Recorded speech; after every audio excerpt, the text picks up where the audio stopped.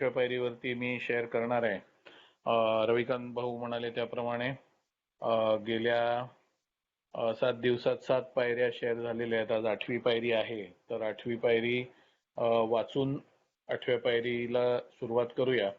8वी पायरी म्हणते की made a list of people we had harmed and became willing to make amends to them all. तर ज्यांना ज्यांना आपण इजा पोचवलेली आहे, दुःख पोचवलेलं आहे, ज्यांचं नुकसान केलेलं आहे, ज्यांना वेदना दिलेल्या आहेत, अशा सगळ्यांची यादी बनवायची आणि त्यांची नुकसान भरपाई करायला तयार व्हायचंय. तसं बघितलं तर जे 8व्या पायरीचे शब्द आहेत त्याच्यावरनं अतिशय सरळ म्हणजे बऱ्याच पायऱ्या आहेत ज्याच्यात थोडंसं सखोल माहिती मिळवणं गरजेचं असतं. पण काही काही पायऱ्या अगदी त्या पहिल्या ओळीत जे स्पष्ट केलेलं असतं म्हणजे शीर्षकात जे स्पष्ट केलेलं असतं तितक्या सरळ असतात. फार सखोल शोध घ्यायची गरज नसते. फार तपशीलवार माहिती मिळवायची त्या पायरीची गरज नसते. सरळ दिलेल्या 8व्या पायरीमध्ये की ज्यांना आपण वेदना पोचवलेल्या आहेत, दुःख दिलेलं आहे, ज्यांचं नुकसान केलेलं आहे म्हणजे आर्थिक, शारीरिक काही, त्यांची नुकसान भरपाई करायची आपण मनाची तयारी करतो म्हणजे तयार होतो आपण आणि त्यांची यादी बनवतो सगळ्यांची. आता ह्याच्यामध्ये गोंधळ काय आहे, गडबड काय आहे, हे करताना अडचण काय येऊ शकते. तर पुन्हा एकदा पहिल्या पायरीपासून जर आपण बघितलं तर आपल्याला लक्षात येईल की प्रत्येक ठिकाणी आपला अहंकार आणि न्यूनगंड मध्ये आलेला आहे. जरी 7वी पायरी सांगते की आपण इच्छा आणि जीवन आपल्याला समजलेल्या परमेश्वराच्या स्वाधीन केलेलं आहे आणि त्याला आपले दोष काढून टाकायला याचना केलेली आहे, तर मग 8व्या पायरीत अडचण यायला काहीच कारण नाहीये. पण बिल डब्ल्यू म्हणतात त्याप्रमाणे who wants to accept complete defeat, practically no one. तर कोणाला संपूर्णपणे पराभव किंवा पराजय स्वीकारायची तयारी असते तर व्यवहार्य जगामध्ये व्यवहार्य दृष्टीने कोणीच नाही. म्हणजे अगदी दारुडा नाही, निर्व्यसनी नाही, कोणी नाही. बऱ्याचदा आपण नाईलाज म्हणूनच पराभव स्वीकारलेला असतो. अगदी उदाहरणार्थ आपल्या बॉसनी शिव्या दिल्या कामाच्या ठिकाणी तर आपण नाईलाजाने त्याचं ऐकून घेतो.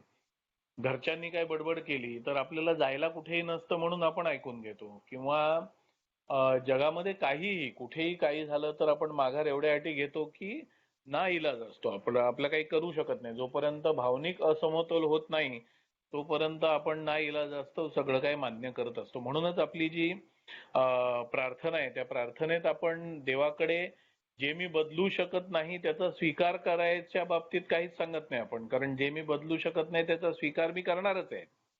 त्याच्यासाठी देवाकडे मागायचं काहीच कारण नाहीये, उच्च शक्तीकडे मागायचं काहीच कारण नाहीये. आपण मागतो काय तर मनाची प्रसन्नता मला दे हे मागतो आपण, की जे मी बदलू शकत नाही त्याचा स्वीकार करण्यासाठी मनाची प्रसन्नता मला दे. म्हणजे आपण मनाची प्रसन्नता मागतो.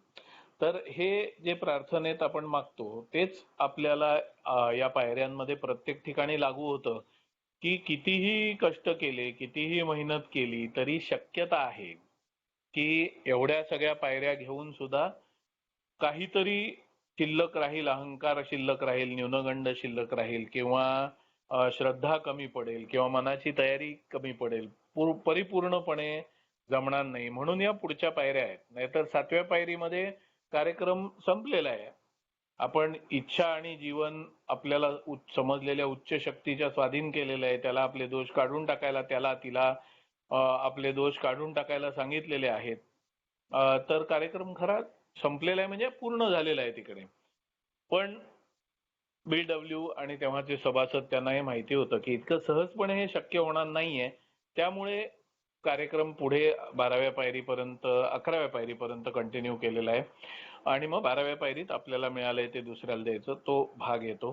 तर त्याच्यामध्ये ही स्वहित आहे. ते 12व्या पायरीवर मी शेअर करीन तेव्हा सांगेन. तर मग 8वी पायरी ज्याची आपण यादी बनवतो याच्यामध्ये अडचण यायचं काहीच कारण नाही ना. कारण इच्छा आणि जीवन आपण आपल्याला समजलेल्या उच्च शक्तीच्या स्वाधीन केलेलं आहे आणि उच्च शक्तीने आपले दोष काढून टाकलेले आहेत. मग 8वी 9वी पायरी अतिशय सोपी गेली पाहिजे, सहजपणे शक्य झाली पाहिजे, पण होत नाही.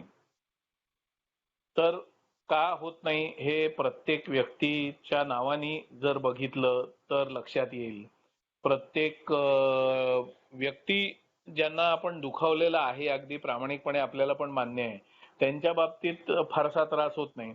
पण ज्या व्यक्तींनी आपल्याला दुखावलेलं आहे, म्हणजे आपण तर त्यांना दुखावलेलं आहेच, पण त्या व्यक्तींनी आपल्याला दुखावलेलं आहे, अशा ठिकाणी प्रॉब्लेम होतो की मी माफी मागीन, मी नुकसान भरपाई करीन, मी क्षमायाचना करीन, तो करणार आहे का, ती करणार आहे का, किंवा संकल्पना आहेत, संकल्पना तुमच्याशी उलट बोलणार नाहीयेत, कुठच्याही संकल्पना उलट तुमच्याशी चर्चा करणार नाहीयेत, उलट बोलणार नाहीयेत, कोणतीही संकल्पना तुमची माफी मागणार नाही, आणि संकल्पना बनवणारा कदाचित काळाच्या पडद्याआड नाहीसा पण झालेला असेल, पण आपली संकल्पनांची प्रॉब्लेम असेल, आणि त्या संकल्पनांबद्दल जर आपण तीव्र प्रतिसाद नाही प्रतिक्रिया दिलेली असेल आणि त्यामुळे लोक दुखावले गेले असतील, तर मुळात ती संकल्पनाच आपल्याला पटत नाही.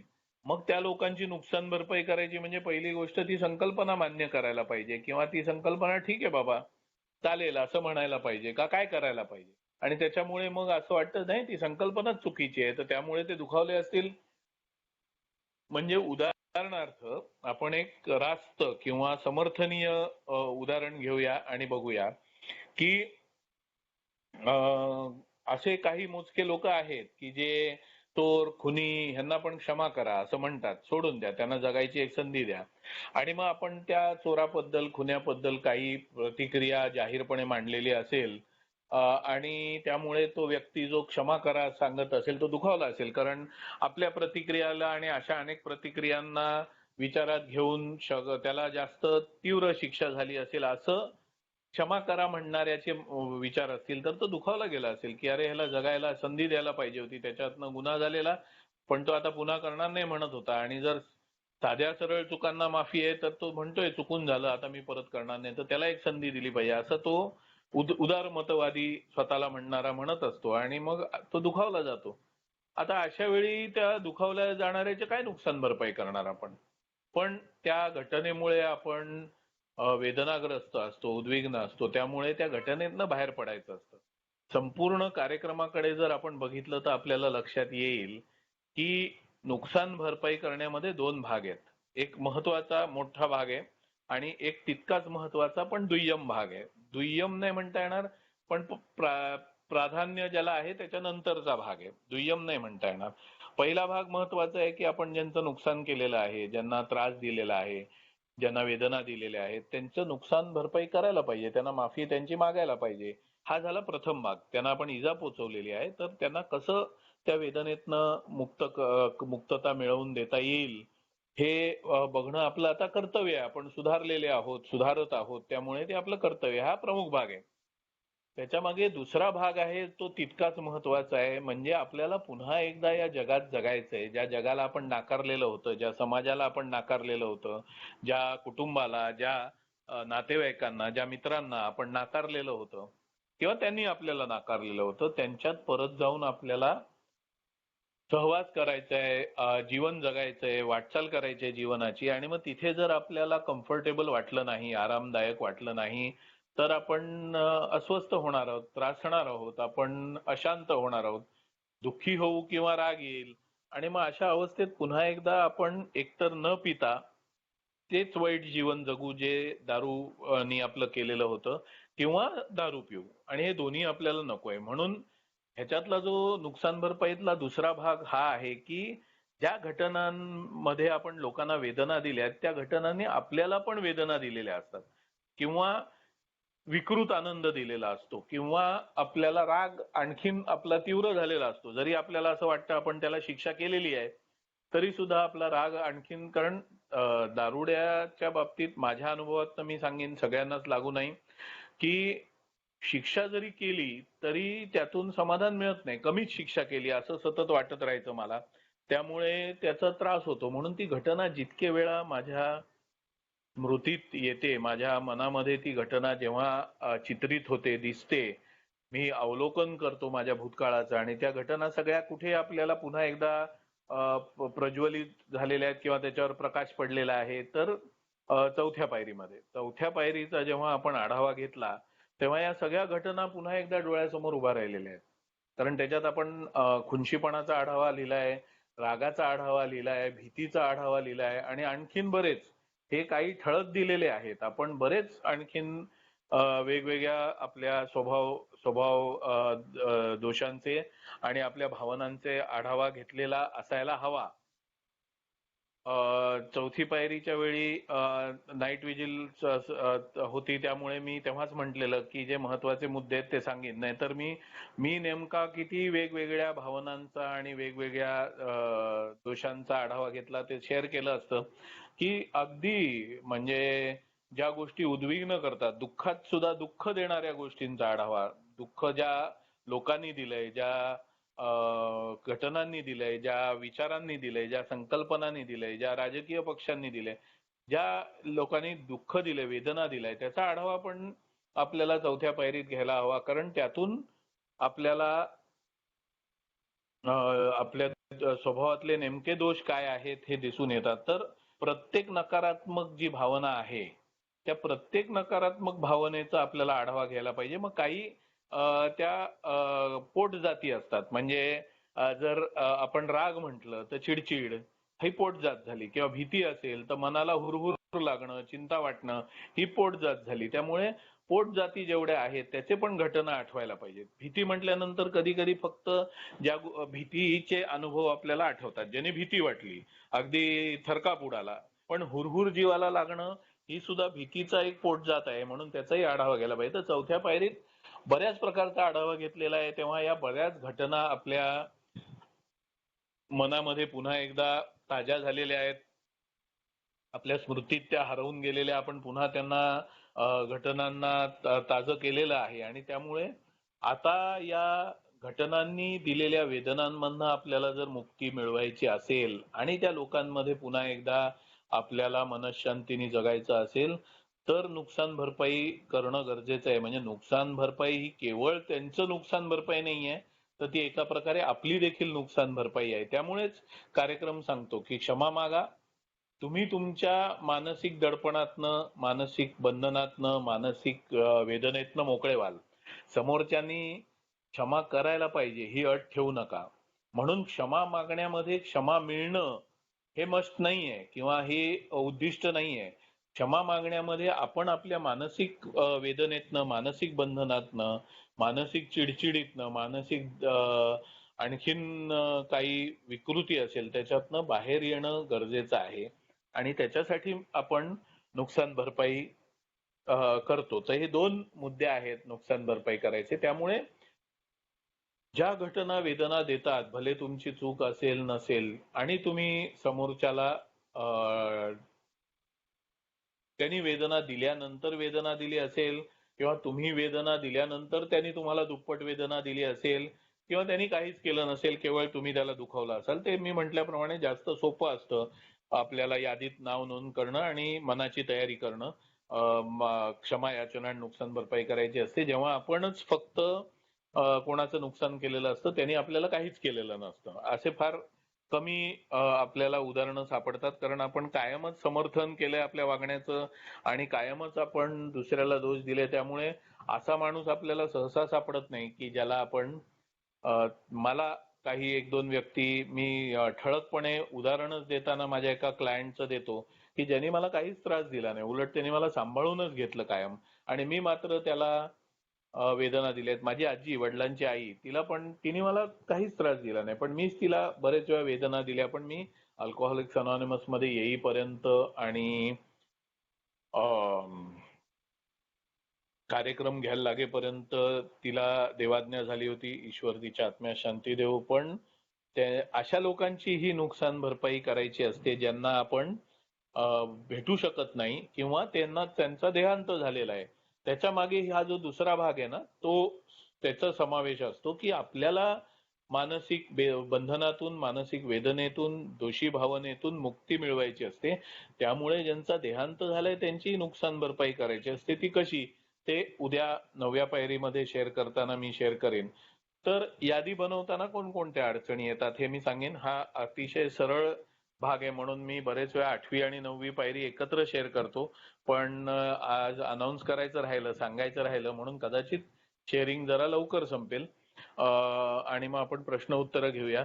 कारण हा सोपा म्हणजे कृतीत आणायला सोपा भाग नाही हा. पटकन सांगण्यासारखा, शेअर करण्यासारखा भाग आहे. त्यामुळे मी तपशिलात सांगायचा प्रयत्न करीन, की दिलाय वेळ आपल्याला भरपूर, तर तपशिलात सांगायचा प्रयत्न करीन. आणि तरी सुद्धा झालं आपलं शेअरिंग तर थांबूया. तर एक एक व्यक्ती डोळ्यासमोर आणून मी तुम्हाला यादीत नाव घेणं मला कठीण का गेलं हे सांगेन. पण मी ही 8व्या पायरीची यादी जेव्हा लिहिली, मी आधी लिहिलेली होती तेव्हा मी अगदी ज्यांना मी म्हटलं माझा जो क्लायंट आहे, ज्याला मी त्रास दिला आणि त्यांनी मला काहीच त्रास दिला नव्हता, तर त्या माझ्या क्लायंटचं, नंतर माझ्या वडिलांची आई, आजी माझी, नंतर आमची टीचर 11वीत मी ज्यांना म्हटलं, मी एकदा शेअरिंग करताना म्हटलं की आम्ही विद्यार्थी तिला पेपराचे बोळे मारायचे, खडू मारायचे आणि मी त्यांना प्रवृत्त करायचो. त्यामुळे ती टीचर तेव्हाच जवळपास 60च्या आसपास होती, मी 11वीत असताना. म्हणजे ती हयात असण्याचे चान्सेस जवळपास नाहीच्या बरोबर आहे. तर मी त्या टीचरचंही नाव पटकन यादीमध्ये लिहिलं. तर अशा बऱ्याच लोकांची नावं मी यादीमध्ये लिहिली. माझ्याकडे एक कामगार होता, त्याचं तो म्हणजे आता त्याला काय एक्झॅक्टली वैद्यकीय शास्त्रात किंवा ह्याच्यामध्ये काय शब्द आहे मला माहिती नाही. आपण हल्ली अपंग वगैरे असले शब्द वापरत नाही. म्हणजे आपल्याला सामाजिक जे रूढी आहेत त्या काही बदललेल्या आहेत त्या बाबतीत. त्यामुळे आपण इंग्लिशमध्ये डिसेबल्डच्या ऐवजी डिफरंटली एबल्ड असं म्हणतो. तर तो थोडासा ज्याला म्हणतात बुद्धीची वाढ, म्हणजे शरीराची वाढ होते, वय वाढतं पण बुद्धीची वाढ होत नाही, अशा ह्याच्यातला होता तो. आणि त्याला माझ्याकडे त्याचे वडील इलेक्ट्रिशियन होते, ते माझ्याकडे माझ्या इलेक्ट्रिक उपकरणं रिपेअर करायला यायचे माझ्या व्यवसायातली. आणि त्यांनी विनंती करून माझ्याकडे नोकरीला लावलेलं. त्याला मी त्रास दिलेला. तर मी कोणत्या प्रकारचा त्रास दिला आणि काय ते उद्या शेअर करीन जर लक्षात राहिलं तर. तर कारण यादी मोठी आहे आणि त्यावेळेला जे आठवेल त्याप्रमाणे.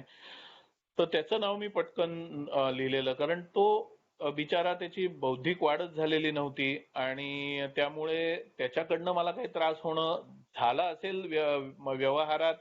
एक कामगार म्हणून त्यांनी व्यवहारात त्रास झाला असेल तर ते पण माझा चॉईस होता, कारण मी त्याला नोकरीवर ठेवलेलं. जेव्हा मला माहिती होतं की तो बौद्धिक दृष्ट्या थोडासा वाढ त्याची कमी आहे, तरी सुद्धा मी त्याला नोकरीवर ठेवल्यानंतर माझी जबाबदारी होती ती की त्याला सांभाळून घेण्याची किंवा नाही ठेवण्याची. नाही म्हणायचो, नाही मी नाही ठेवू शकत त्याला कामावरती. तर त्यामुळे मी त्याचं नाव पटकन लिहू शकलो. त्याच्यानंतर अगदी म्हणजे मी 8वी पायरी म्हणजे कार्यक्रमाच्या बाबतीत जेवढं मला सखोलपणे करता आलं मी केलेलं आहे. म्हणून मी माझ्याकडे कुत्रे होते आधी, त्यांचीही नावं लिहिली, ज्यांना मी आणलं घरामध्ये 1 वर्ष ठेवलं. आता ज्यांना प्राणी मात्राचं माहिती आहे त्यांना लक्षात येईल की जीव लागतो आणि त्यांना वेगळं केलं तुमच्यापासून की ते अन्न पाणी टाकून जीव सोडूही शकतात. तर मी असे 1, 2, 3 कुत्रे होते ज्यांना मी आणलं, 1 वर्ष सांभाळलं आणि मग मला झेपेनायचं झालं आणि मी देऊन टाकले. देवाच्या कृपेने ते जिथे दिले तिथे चांगले जगले, पूर्ण आयुष्य जगले. पण तरी सुद्धा मला गिल्टी वाटलं, तर मी तीही नावं सहजपणे लिहिली. अशी जी नावं मी सहजपणे लिहू शकत होतो, मला काही त्रास झाला नाही ती नावं लिहिताना. कारण मला पूर्णपणे माहिती होतं की आतापर्यंत मी जी जी नावं घेतली त्यांना मी जाणीवपूर्वक नाही, माझ्या मानसिकतेमुळे, माझ्या प्रवृत्तीमुळे त्रास दिलेला आणि त्यांनी मला काहीच त्रास दिला नव्हता. मग अडचण काय आली जेव्हा नावं लिहायची, नुकसान भरपाई करायची, तर माझ्या वडिलांचं नाव लिहिताना मी जरी 4थी पायरी माझ्या स्पॉन्सर बरोबर पुन्हा घेतली आणि माझ्या लक्षात आलं की म्हणजे मी जे खुन्नस त्यांच्यावर ठेवलेली, राग होता, तो फारसा मला जो एकदम गंभीर आणि असा वाटत होता तसं नव्हतं. त्यांना तेवढी वैद्यकीय शास्त्राची आणि विज्ञानाची जाण नव्हती की मला उपचाराची गरज आहे. मी बाकी नॉर्मल होतो, बाकी सगळंच माझं व्यवहार नॉर्मल होता. ॲबनॉर्मल किंवा नॉट नॉर्मल ज्याला म्हणतात, असं मी काहीच दिसायला दृष्टीला नव्हतो मी. त्यामुळे मी ॲबनॉर्मल आहे किंवा नॉट नॉर्मल आहे असं वाटण्यासारखं काहीच नसल्यामुळे त्यांच्या लक्षात नाही आलं की मला मानसोपचाराची गरज आहे म्हणून. त्यामुळे हे लक्षात घेतलं तर, आणि तेही माणूस होते, त्यांच्यात स्वभावदोष असणार हे स्वाभाविक आहे. आणि त्यामुळे हे सगळं लक्षात घेता माझं रिझेंटमेंट आणि राग आणि हे सगळं होतं ते जरा अधिक म्हणजे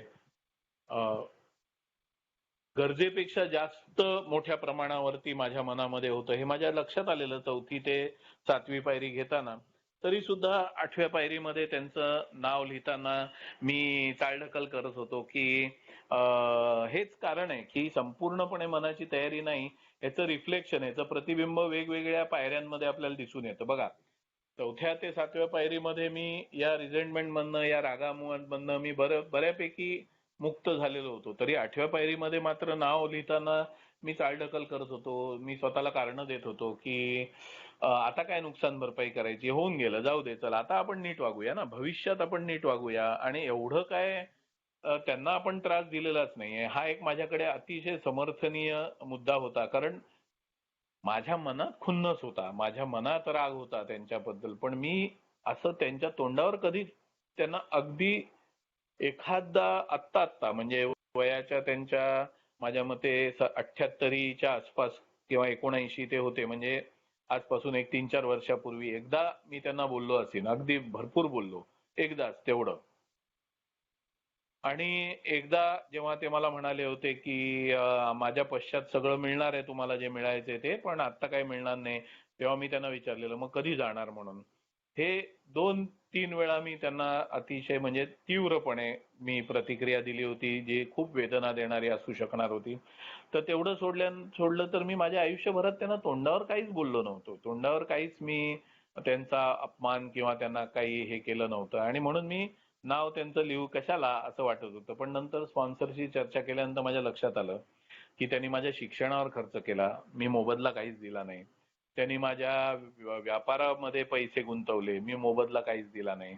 त्यांनी जगाच्या समोर माझं एक मुलगा म्हणून कायम ओळख करून दिली, पण मी पोलीस स्टेशनला काहीतरी गडबड केली तेव्हा त्यांना यायला लागलं. मी एका ठिकाणी गडबड केली तेव्हा त्यांना एका पक्षप्रमुखाकडे यायला लागलं की जरा ओळख लावा आणि या अडचणीतनं याला बाहेर काढा सांगायला. तर म्हणजे थोडक्यात एका प्रतिष्ठित माणसाचं मान खाली घालायला लागेल असं मी वागलेलो. तर या गोष्टी जेव्हा चर्चेतनं उघड झाल्या तेव्हा मला लक्षात आलं की नाही, आपण एक मुलगा म्हणून अपयशी ठरलेलो आहोत. जरी आपण तोंडावर काही अपमान केलेला नाही, वाईट वागलेलो नाही, तरी एक मुलगा म्हणून आपण अपयशी झालेलो आहोत. म्हणून मग त्यांचं नाव लिहिणं गरजेचं आहे. आणि मग मी त्यांचं नाव लिहिलं. आईच्या बाबतीत मात्र मी आईला वाटेल ते म्हणजे फार अगदी घाणेरड्या स्तरावर जाऊन नाही, पण फार वाटेल ते बडबडलेलो आहे. मनाला वेदना होतील असं मी वाटेल ते माझ्या आईला बडबडलेलो आहे. आणि त्यामुळे तिचं नाव लिहिताना फार अडचण नाही झाली मला. पण मला समर्थन हे होतं की आई आहे, माफ करून टाकणार की काय. मी तिला म्हटलं आई सॉरी हा, चूक झाली हा, माफ कर मला. तर आई माफ करणार, आई काय म्हणणार नाही, नाही नाही मी तुला माफ नाही करणार. मग कशाला नाव लिहायचंय.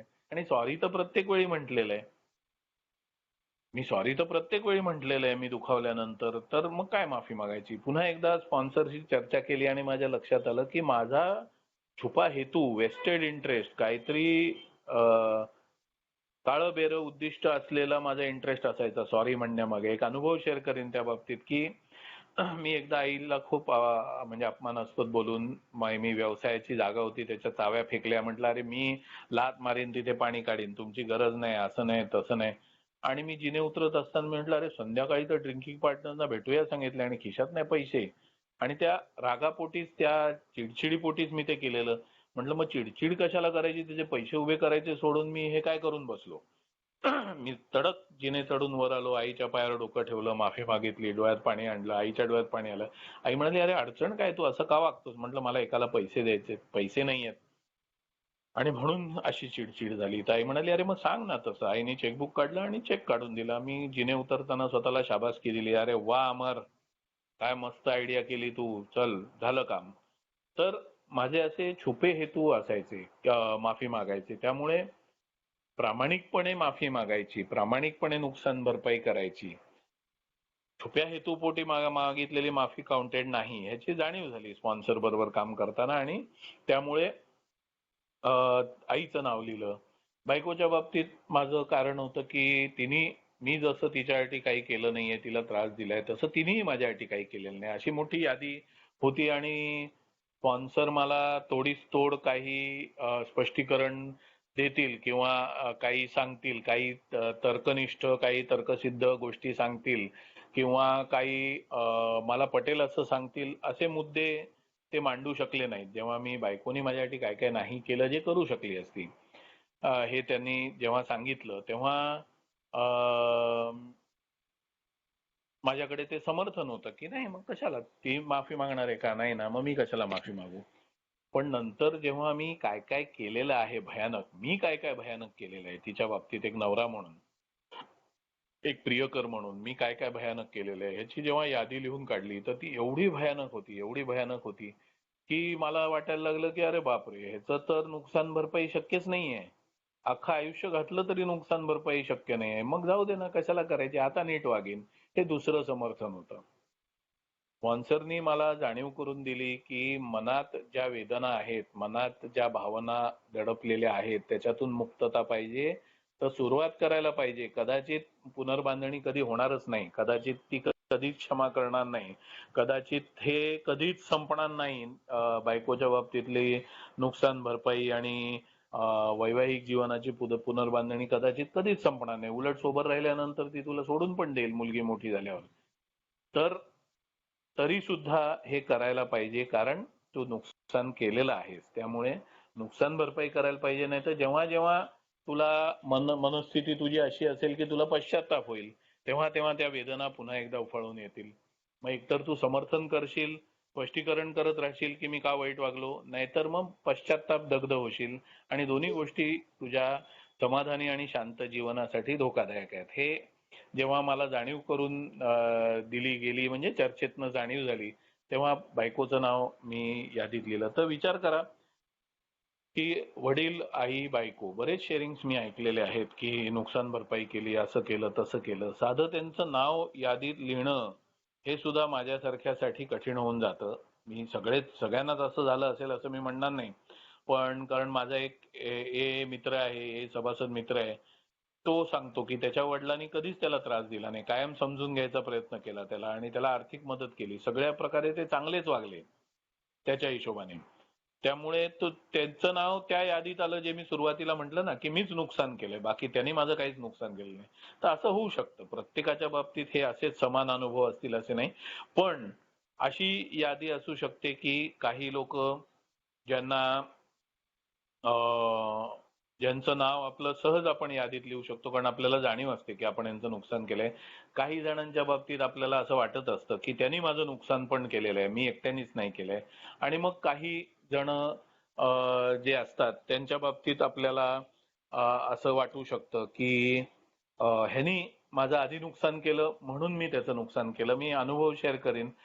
माझा एक सप्लायर होता, माझ्या व्यवसायातला सप्लायर होता, आणि माझ्या नात्यातनं त्याचा रेफरन्स मिळालेला. म्हणजे माझ्या एका नातेवाईकाकडे तो मटेरियल सप्लाय करायचा, त्यांनी मला रेफरन्स दिलेला आणि तो मला मटेरियल सप्लाय करायचा. मी त्याचं पेमेंट लेट करायचो आणि मला कायम कंप्लेंट ही असायची की तो मटेरियल वेळेवर टाकत नाही आणि दुय्यम स्तराचं मटेरियल टाकतो. पण मी पेमेंट लेट करायचो म्हणून मी तेव्हा कंप्लेंट करायचो नाही. पण जेव्हा त्याच्यावरनं वादंग माजला, माझ्या नातेवाईकापर्यंत विषय गेला आणि माझ्या नातेवाईकाला मध्यस्थी करायची वेळ आली, तेव्हा मी कंप्लेंट करायला लागलो. माझा नातेवाईक म्हणाला, अरे मग घ्यायचं नव्हतंच मटेरियल तू. आणि मग नंतर मी ए मध्ये जेव्हा आलो, त्याचे पैसे मी देय होतो ते दिल्यानंतर पुन्हा एकदा त्यांनीच विचारलं की आपण म्हणजे व्यापार करायचा का पुन्हा, देवाणघेवाण सामानाचं मटेरियलची. म्हटलं चालेल ना. आणि तो आणखीनच खालच्या दर्जाचा मला मटेरियल द्यायला लागला. आणि मग नंतर जेव्हा नुकसान भरपाई म्हणजे मी त्याचे पैसे देऊन टाकले, पण त्याला जाऊन सांगणं की सॉरी माझ्यामुळे तुला मानसिक वेदना झाल्या असतील तर आय एम सॉरी, हे म्हणायचीच माझी इच्छा होईना. कारण मग आणखीनच, आणि मी आधी माझा इतिहास काळा असल्यामुळे माझा नातेवाईकला विश्वासच ठेवायचा नाही की हाच मला आता खूप खालच्या दर्जाचं मटेरियल देतोय आणि मला फसवतोय, हे तो विश्वासच ठेवायचा नाही. मी म्हणायचो जाऊ दे ना, तेल लावत.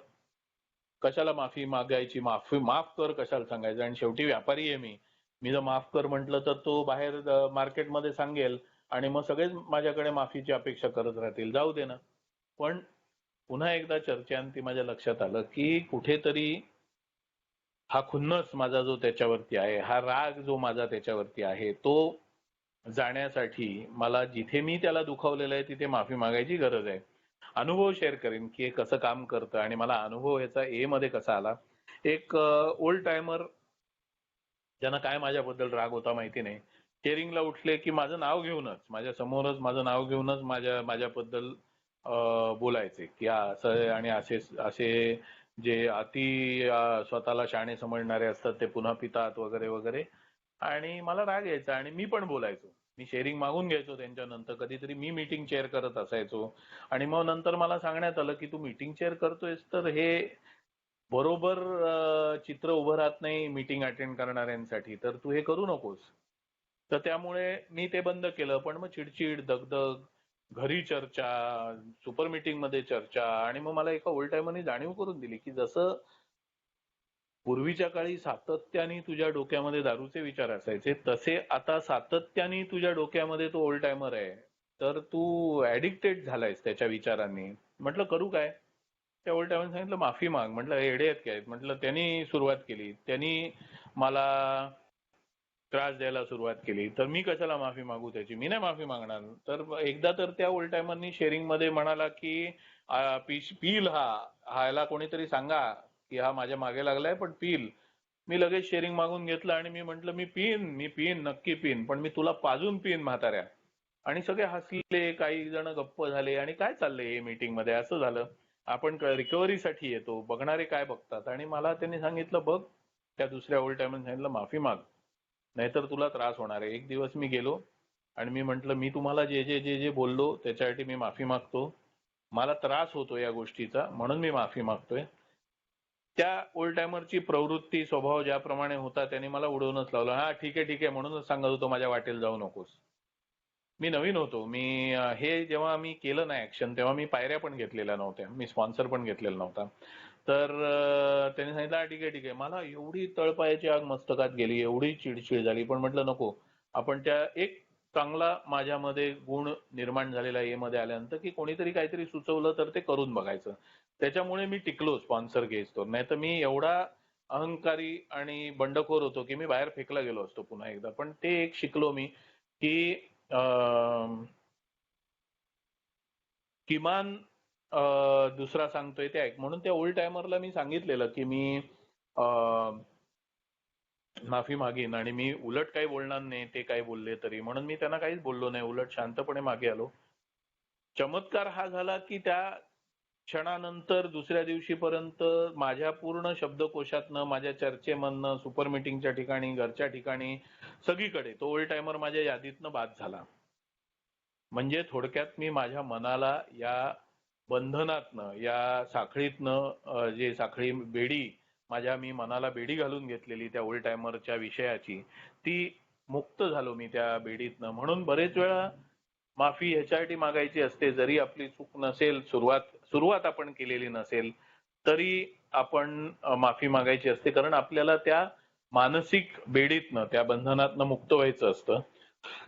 कारण आपलं मानसिक स्थैर्य, शांतता, समाधान हे आपल्या रिकव्हरीसाठी फार महत्वाचं असतं. हे मला जाणीव करून देण्यात आली आणि मला अनुभवातनं पटली. त्यामुळे मग मी हा विषय जेव्हा जेव्हा स्पॉन्सरशी चर्चेत यायचा त्याच्यानंतर मी हळूहळू अशा सगळ्यांची नावं लिहिली की ज्यांनी मला जास्त त्रास दिला होता. मी त्यांना दिला त्याच्यापेक्षा जास्त त्रास त्यांनी मला दिला होता.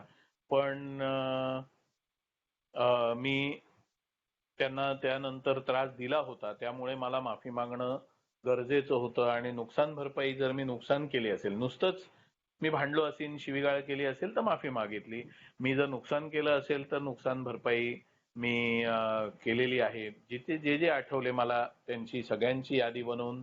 अर्थात कधी कधी फार काळानंतर आठवतं, काही नावं कधी कधी फार काळानंतर आठवतात की अरे मला तर आठवतं एक कामगार माझ्याकडे आला ज्याचा मी 1 महिन्याचा पगार ठेवून घेतलेला रागापोटी आणि दिलाच नव्हता. आणि तो निघून गेला, मला धमक्या बिमक्या देऊन निघून गेला, सगळं झालं. आणि आता रिकव्हरी मध्ये तो मला भेटायला आला मला त्याचं बुडवायचे नव्हते, पण तो नंतर आलाच नाही. मी फक्त खुन्नसपोटी ठेवलेलं, म्हटलं आठवडाभर ठेवून द्यायचं, नाहीच द्यायचं. हा आजच मागतोय ना, तर आज नाहीच द्यायचं. पण तो गेला, तो गावालाच निघून गेला. माझ्यामुळे नाही, वेगळी कारणं घडली आणि गावालाच निघून गेला. त्यानंतर तो आत्ता रिकव्हरीमध्ये माझ्याकडे आला मला भेटायला. आणि तो काय अपेक्षेने आला नव्हता. तो गावाला काय करत होता तिकडे व्यवस्थित चाललेलं म्हणून त्याचं चांगलं चाललेलं. तो सहज भेटायला आला. मला माझ्या कामाच्या ठिकाणी सगळे दादा म्हणायचे. मला म्हणाल, दादा कसं काय, कसं चाललेलं आहे? तर मी म्हटलं मस्त चाललंय, तुझं कसं चाललंय? आणि मी लकीली तोपर्यंत मी पायऱ्या घेत होतो आणि त्याचं नाव माझ्या यादीत होतं, माझ्या लक्षात होतं. तर मी सॉरी, त्याचं नाव नव्हतं यादीत. पण मी त्याला त्याचा पगार दिला नव्हता हे माझ्या लक्षात होतं.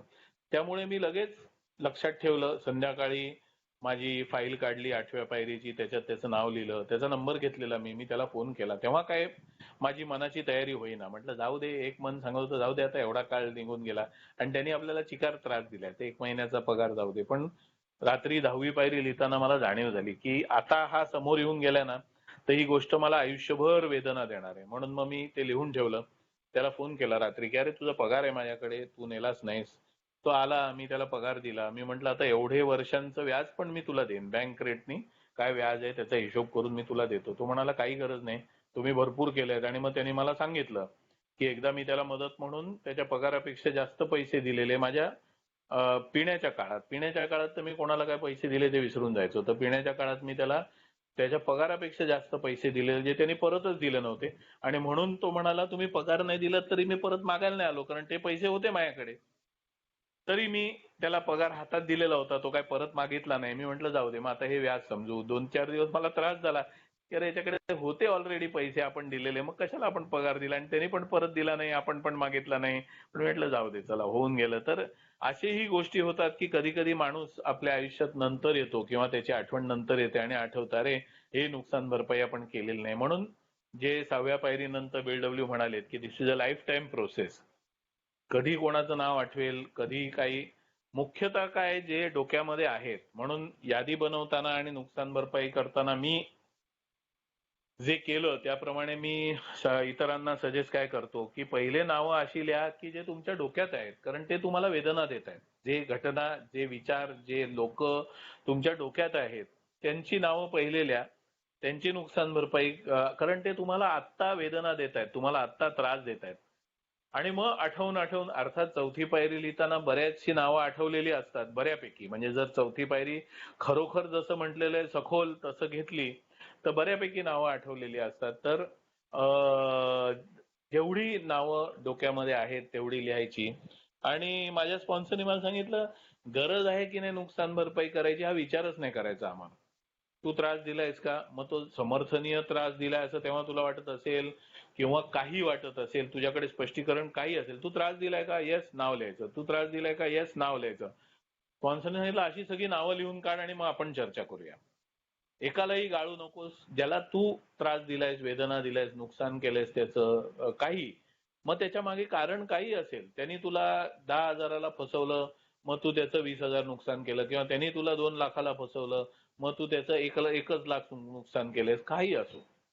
मग नंतर तू माफी मागायला जाशील, क्षमा याचना करायला जाशील, तेव्हा त्याला सांग की हे बा तू माझं 2 लाखाचं नुकसान केलेलंस, मी तुझं 1 लाखाचं केलं, म्हणून पैसे मी तुला देय नाहीये, पण मी ज्या पद्धतीने हे केलं ते चुकीचं होतं वगैरे. जे काही करायचंय ते नंतर बघूया आपण 9व्या पायरीत. पण आत्ता नाव लिहिताना त्याचं नाव कापायचं नाही, हे मला सांगितल्यामुळे मी जी डोक्यात नावं मी चौथी पायरी घेतल्यानंतर होती, मला पुन्हा एकदा पायऱ्या स्पॉन्सर बरोबर घेताना स्पॉन्सरनी मला 8व्या पायरीचं पान चौथी पायरी घेतानाच तयार करायला सांगितलेलं की चौथी पायरी घेताना 8व्या पायरीचं पान तयार कर. कारण मी म्हटलं मी जशी चौथी पायरी घेतली, मी एका व्यक्तीचं नाव लिहायचो कागदावरती, टपावरती, आणि मग त्याच्याशी असलेले नातेसंबंध सिनेमाच्या स्टोरी सारखे माझी पूर्ण जीवन स्टोरी त्या व्यक्तीशी निगडीत मी लिहून काढलेली आहे. त्या पद्धतीने मी चौथी पायरी घेतली. म्हणून शीर्षक टॉपला पानाच्या जेव्हा त्या व्यक्तीचं नाव लिहायचो तेव्हा 8व्या पायरीमध्ये त्याचं नाव लिहायचो. जर मी त्याला त्रास दिला असेल किंवा वेदना दिल्या असतील तर. जर मी म्हणजे संबंध संपर्क, म्हणजे माझं एक आमच्या एरियातला आमदार होता, म्हणजे तेव्हा तो पक्षाचा कार्यकर्ता होता, नंतर तो पक्षाचा नेता झाला आणि मग नंतर आमदार झाला. मंत्री झाला आणि माझा त्याच्यावरती राग होता पहिल्यापासून. आणि मग ते खुन्नस आणि तो दिसला किंवा त्याची गाडी दिसली किंवा त्याचे पक्षकार दिसले किंवा इतर दिसले की मला त्रास व्हायचा. दिवस माझा त्याला शिव्या देण्यात त्या मनात आणि काय ह्याला काहीतरी ह्यांनी करावं गडबड आणि ह्याला पकडला जावं. म्हणजे तो आमदार वाईट असेल किंवा लबाड असेल किंवा काय नसेल, मला त्याचं काही नव्हतं. लबाडी त्यांनी करावीच असं मी प्रार्थना करायचो. त्यांनी लबाडी करावीच आणि पकडला जावा आणि जेलमध्ये जावा आणि पेपरात मला त्याचा फोटो मिळावा आणि मला बरं वाटावं. तर मी कधीच त्या आमदाराची तेवढी माझी डेअरिंग पण नव्हती. कारण मला परिणाम म्हणजे नम्रता अशा प्रकारे असते माझ्यासारख्याच्यात की आपण ह्याच्या समोर उभे राहू शकतो का, पुरे पडू शकतो का. दारूच्या नशेत कदाचित केलं असतं पण ती वेळ नाही आली देवाच्या कृपेने. पण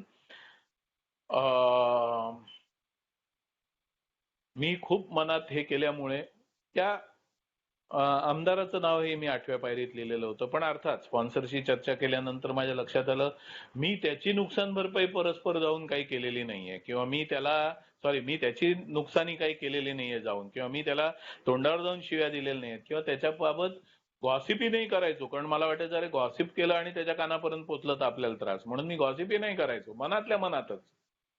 त्यामुळे अशी नावं मी लिहून काढली पण त्या नावाचा उपयोग मी स्वतःची नुकसान भरपाई करण्यासाठी केलं की ह्याच्यामुळे मला काय त्रास झाला. म्हणून एक नाव यादीमध्ये जे मी विसरूनच गेलो होतो, जे मी पूर्ण यादी केल्यानंतर माझ्या स्पॉन्सरने मला आठवण करून दिली की अरे तुझं नाव नाही लिहिलंस, तू तुझं नुकसान काहीच नाही केलंस का.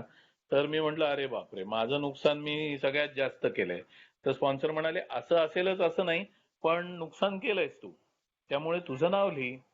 म्हणून माझं नाव लिहिलं. तेव्हा हे असे अनुभव कामाला आले की मी मनातल्या मनात जे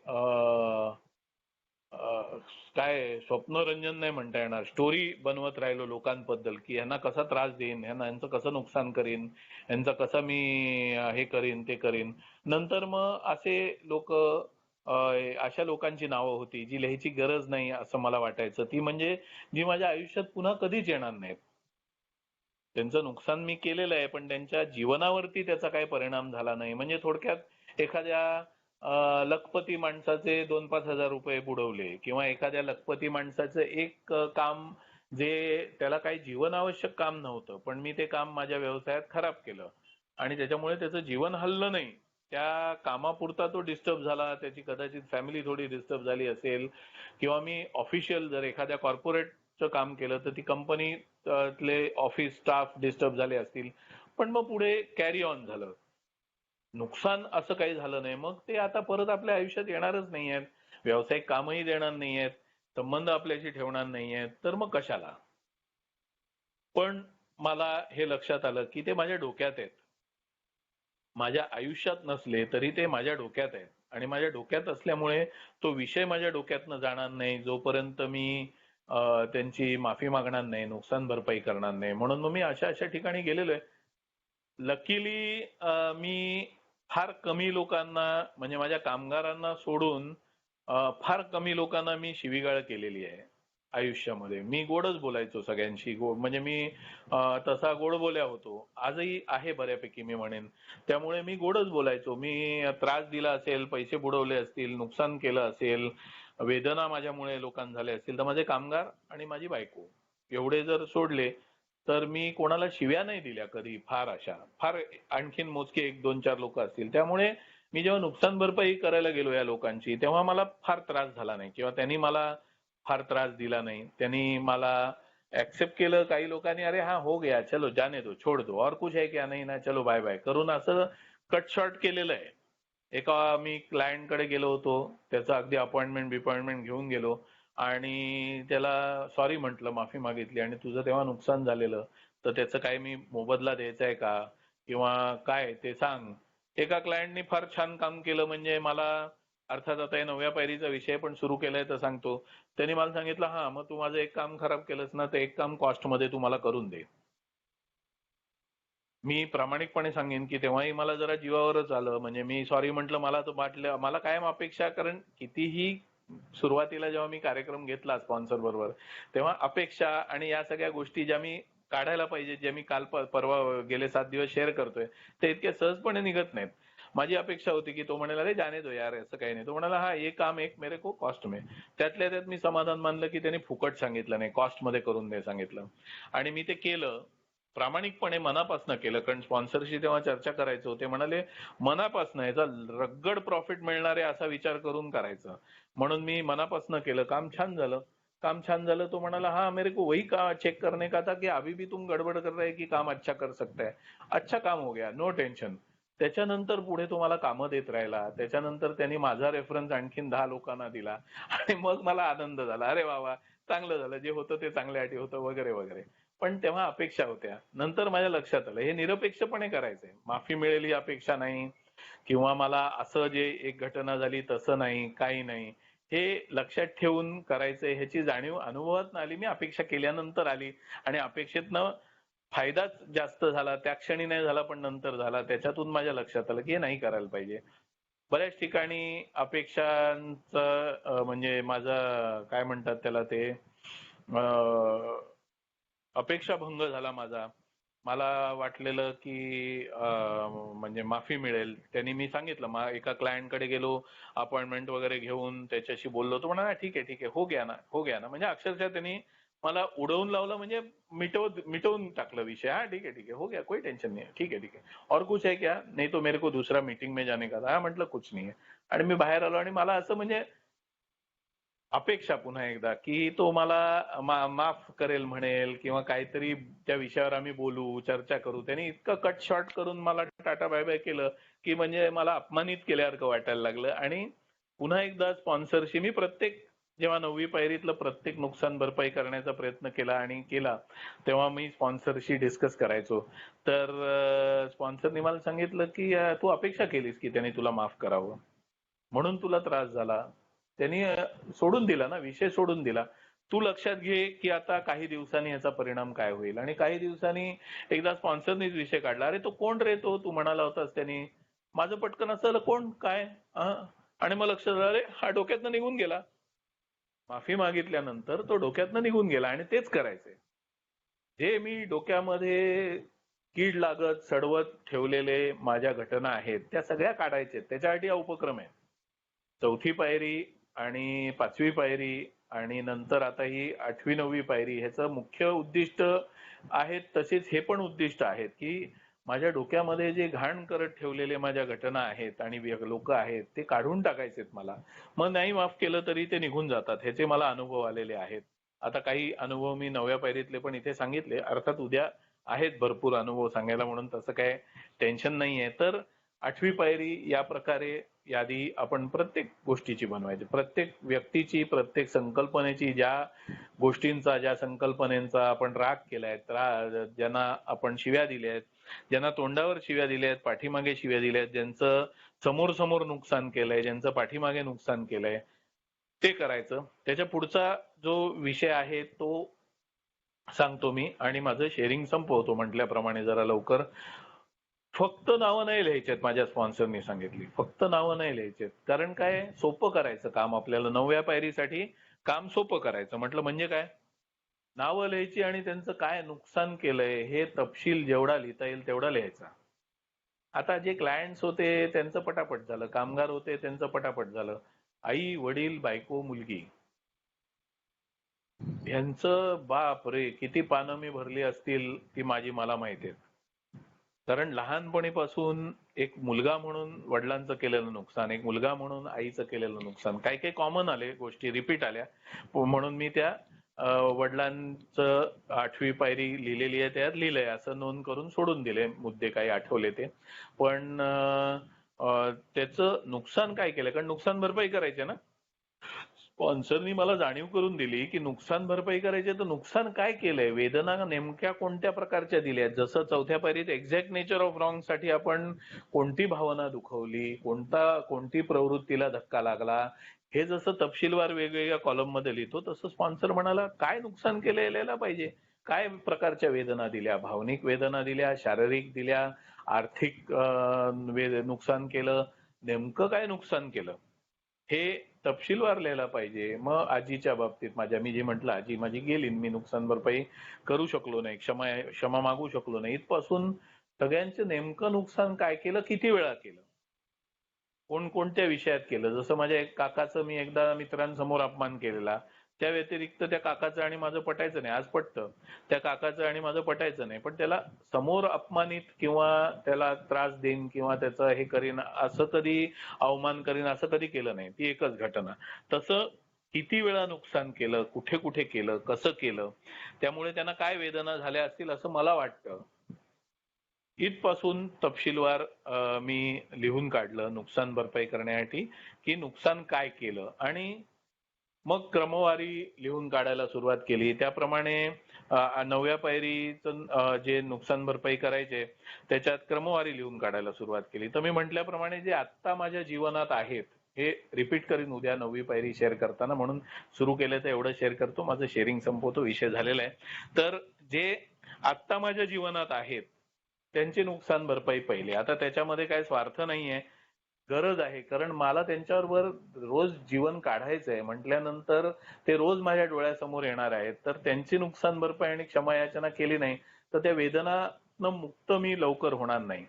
म्हणून जे समोर आहेत, जे जे माझ्या जीवनात आहेत त्यांची नुकसान भरपाई पहिले, जे माझ्या जीवनात नाहीत पण हयात आहेत त्यांची नुकसान भरपाई नंतर, आणि जे जीवनातही नाहीत आणि आज हयातही नाहीत त्यांची नुकसान भरपाई शेवट. ती नुकसान भरपाई कशी करायची हे उद्या सांगेन.